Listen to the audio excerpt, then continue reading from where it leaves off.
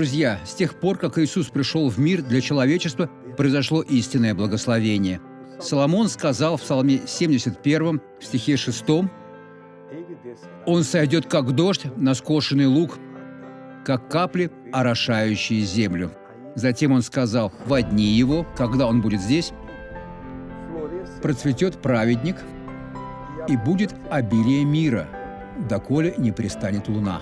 Луна здесь не спутник Земли, а движение Бога среди нас. Брат мой, вам нужно процветать. Вам нужно научиться у Бога быть благословением, поскольку мы живем в дни Иисуса. Пока не перестанет луна, в этот период будет обилие мира. Этот человек получил обилие мира. Мой позвоночник был поврежден в 4 местах. Я прошла обследование, и у меня обнаружили повреждения. А когда вы молились, я почувствовала сильный жар, и боли исчезли. Чего вы не могли делать раньше? Доктор Суарес, у меня немели руки. Немели руки? Но теперь Все прошло? прошло, слава Богу. Иисус, Господь прекрасен. Теперь помолимся, Отец. Мы взываем во имя Иисуса. Мой Бог, за всех тех, кто страдает, нуждаясь в помощи.